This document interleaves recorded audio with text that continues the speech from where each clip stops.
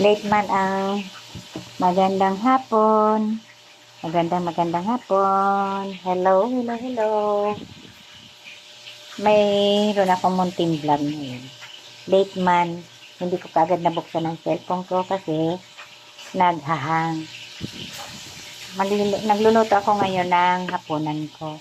Dahil ako lang mag-isa, magsasangag ako ng kanin lamig at magpiprito ako ng tilapia. Inom muna ako ng tea, bayabas. Kumuha ako ng bayabas. Ito yung bayabas. Saka sambong, 3 pirasong sambong. Tapos, iniinom ko.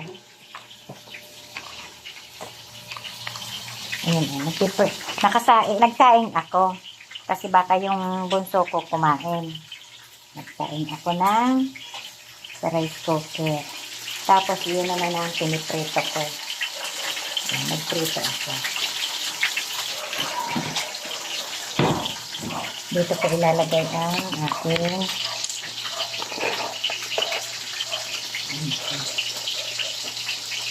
nilagyan ko ng bawang yung piniprito ko para hindi maamoy isda yung loob ng bahay. Nilagyan ko ng bawang para may twist ba. Tapos ito, saka ako magsasangag. Pwede naman yung yung bawang na nilian, ilagay ko na sa magsasangag. Kasi sayang yung kanin. Meron akong kanin na konti ito, sayang. Kaya sabi ko, isangag ko.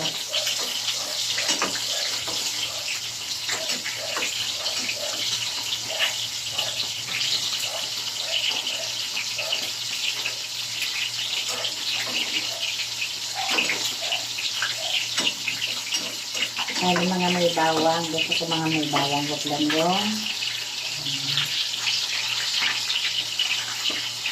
yata. Inom muna ako ng aking tea. Galing ko muna ito sa lamisa. Inom muna ako ng malunggay. Ayan na. Guava tea. Hindi ako gumawa ng malunggay tea. Bayabas muna ang inano ko na may sambong at luya.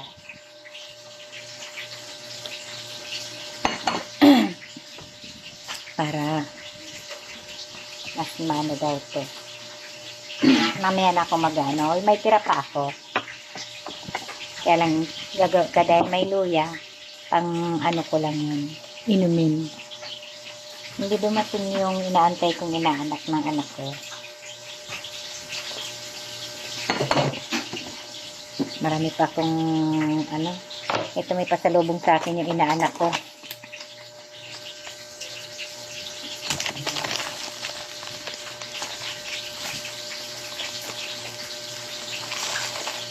Barsilyo. Kaso nadurog na yung iba. Hindi ko pa kakainin. Baka bukas na lang. Dami ko pang pagkain. Dami ko pang candy. Wala naman napunta ng mga bata. Dami ko pang candy na tira ng Pasko.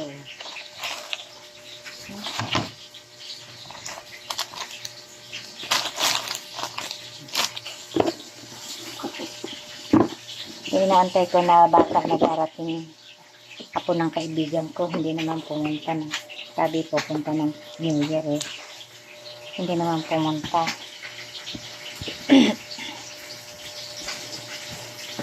Nabigyan ko sana yun. Yan, spaghettihin. Ayusin ko nga ito. Parang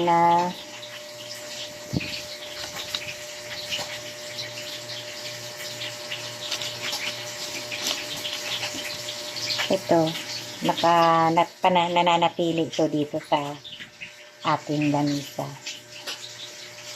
Hindi ko pinapalitan yung kasi hindi ko lang pwedeng itapon yung bigas. Kaya nandyan siya hanggang gusto ko. Kasi nandyan ang swerte ko eh. Yan. Balikturin ko na yung aking niluluto.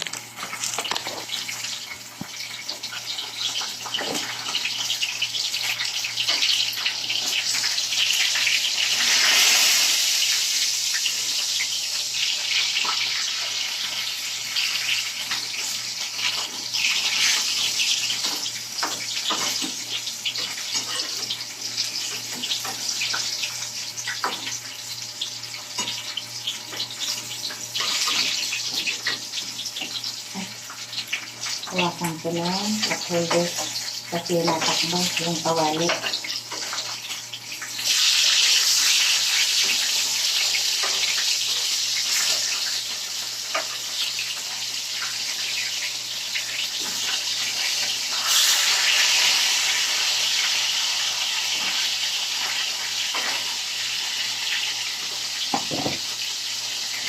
Lagyan ko na lang konting asin yung ating kasangin.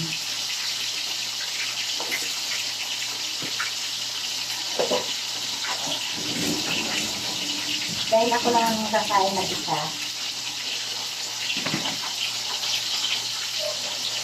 malungkot ang buhay pag walang kasama sa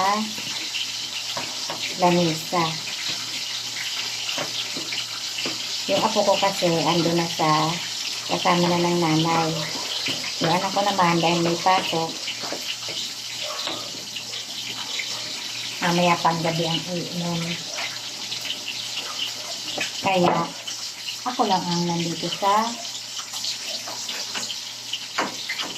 lamesa makakain.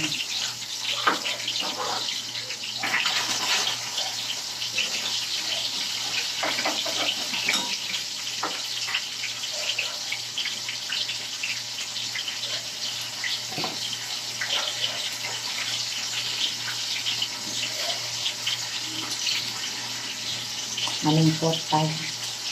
Walang kasama. Yung apo ko kasi na special andun sa tatay nila. Kasi ngayon may inayos ako sa City Hall. Tapos bukas bantay ako sa gate kasi wala kaming magbabantay sa gate. Kaya hindi mo na ang lola mag-aalaga sa ako.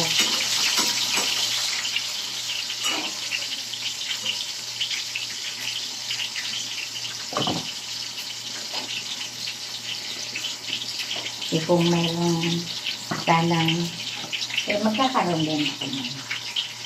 Diba? Bibigyan yan ni Lord. Kasi pag gusto ko pumunta doon sa anak ko, hindi ko maisama yung apo ko na special. Ang hirap kasi ibiyahe. Lalo na malayo. Marami akong bitbit. Pagkasama siya, dami kong bitbit. Tingnan mo ng Pasko. Ay, oo, ng Pasko. So, ang nahirapan ako. Kasi ang dami kong bitbit nagamit na. Yung una niya, nadapaan. Una niyang dapaan at sapin, damit, diaper. Ganun po. Pero okay lang. Nag-enjoy naman ako pagkasama ko lahat. Yun nga lang talagang maraming abubot. Marami akong abubot na dala sa kanya.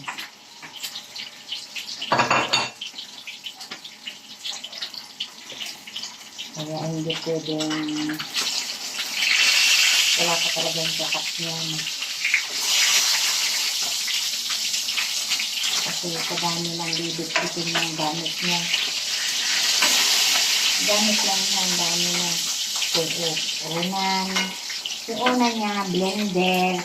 Dadalhin ko pa ang blender. Pag dinadala ko yun sa kabilang sa anak kong isa, Pinadala ko, dapaan niya unan, blender, diaper, damit, mga tapin niya. Kaya hindi pwedeng ako lang mag-isa ang magdadala sa kanya. Kailangan talaga, may kasama siya. May kasama ako na tutulong sa akin magbuhat ng gamit. Gamit ng aking apo.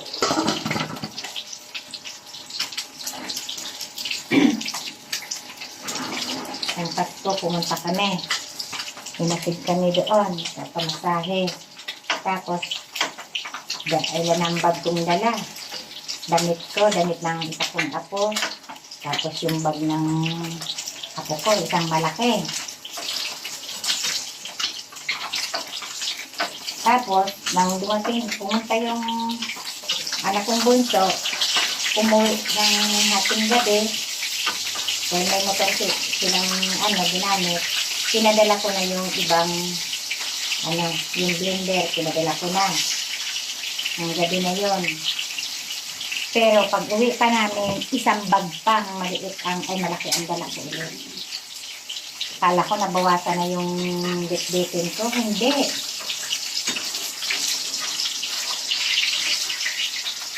Kasi talagang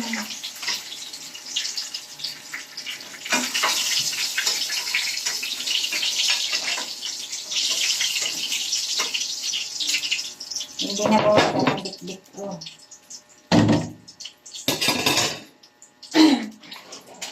Yung malaking bag, yung SM na bag, yung malaki, puno pa yun.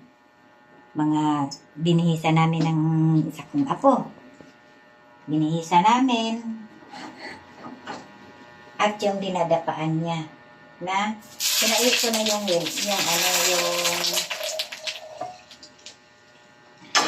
pinauwi ko na sa anak ko yung yung blender kasi umaga naman kami dito na magtatanghalian. Kaso pag-uwi namin,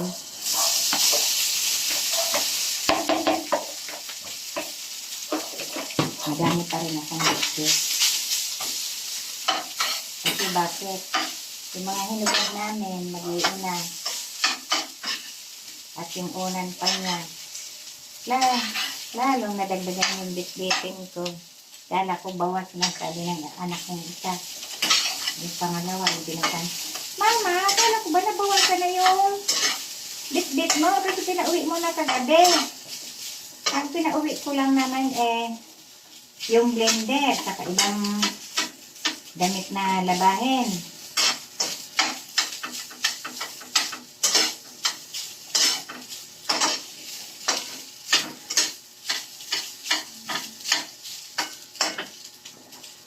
Yung hinubad namin, saka yung unan.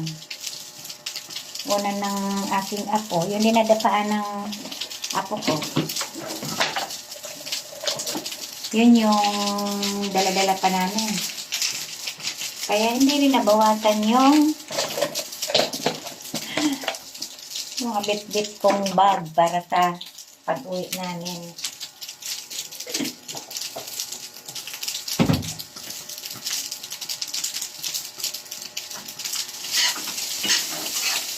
Ayun na, sa bayan kami dumaan. Dahil pag galing doon, ang mahal ng singil sa amin. Nung hinatid kami ng taga rito, 100 lang ang bayad namin. Papunta dun sa anak ko. Nang pauwi na kami, yung mga tricycle driver doon sa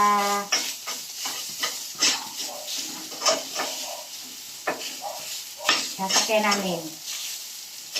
Gusto nila 200 papunta dito. Ang sasakay isang PWD, isang senior, 200 ang sisingilin. Ay hindi ako sumakay doon. Magbayan kami. Doon kami bumaba sa bayan. Hindi kami nagpahati dito. Masyadong mga gahaman ang ibang tricycle. Hindi nila iniisip kung anong sasakay.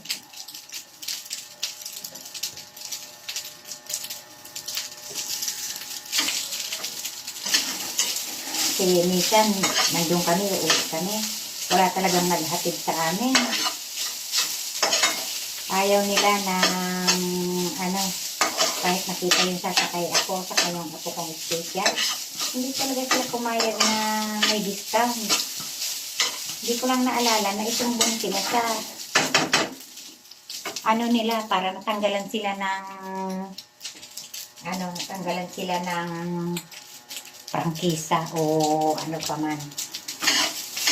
Mahigpit kasi sa kanila doon sa bayan ng Kansas. Ang lapit-lapit lang. Galing nga dito 100 lang ang bayad namin. Yung mula sa kanila papunta dito, gusto 200 ang bayad ko. Hindi kami sumakay.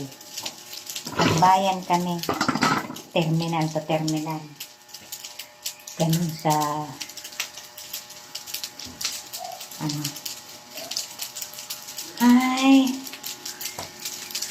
malapit na matapos ang aking sinangag.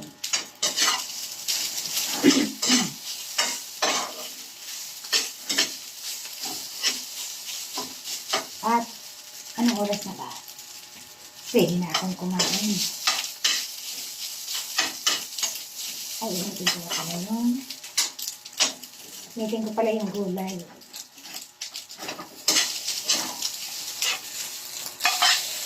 Kasi may gulay pa ako.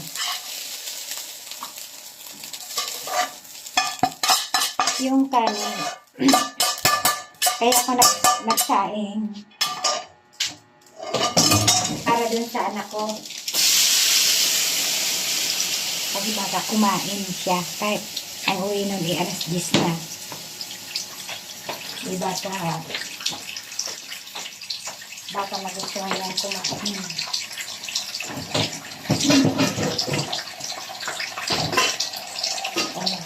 Pinusin ko itong gulay. Gulay ito kahapon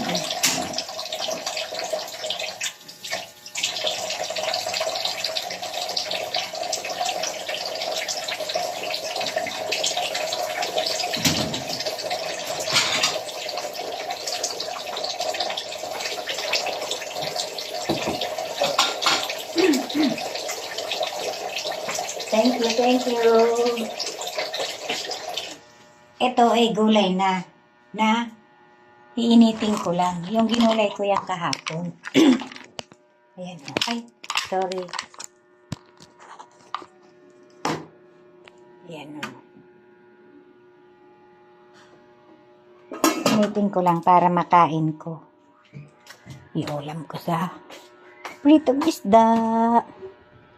Ayan. Bye-bye. Love you. Kahit hindi kagandahan ang aking vlog, suportahan niyo po ako sa aking mga vlogs ko. Pasupport naman po sa aking munting videos. Thank you po. Love you. Love you po. Love you po. Thank you po. Salamat po.